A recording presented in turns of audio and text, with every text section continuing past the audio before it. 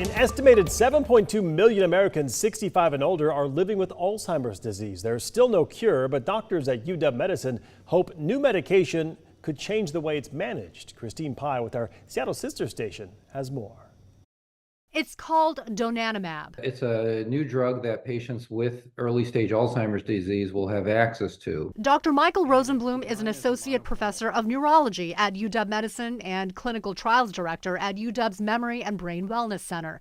He calls the FDA-approved donanemab a milestone drug currently offered to patients with early onset Alzheimer's disease. It's not curative, but what it does is it allows patients who are in the early stages of the disease to stay in those stages longer. And buy precious time with their loved ones. That buys a patient roughly, 7 months over an 18-month period when they're on the drug compared to somebody who is not on the drug. Donanemab is a monoclonal antibody given as an infusion. The medication binds to proteins that build up as amyloid plaques in the brain.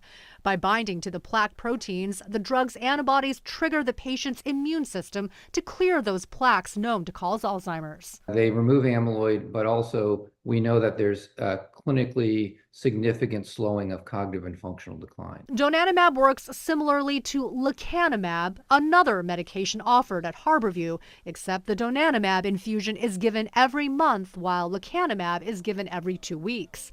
HealthLink talked with UW Medicine about lecanemab 2 years ago, which showed promise to reduce Alzheimer's disease from progressing.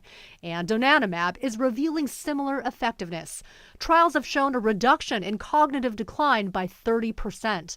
Dr. Rosenblum says it's important to note the medicine is not a cure, but a way to manage what he calls a chronic disease. And there are other chronic diseases like heart failure and cancer and diabetes and hypertension, and we don't have cures for those diseases. We have drugs that make life with these diseases more manageable. And donanemab is essentially doing that.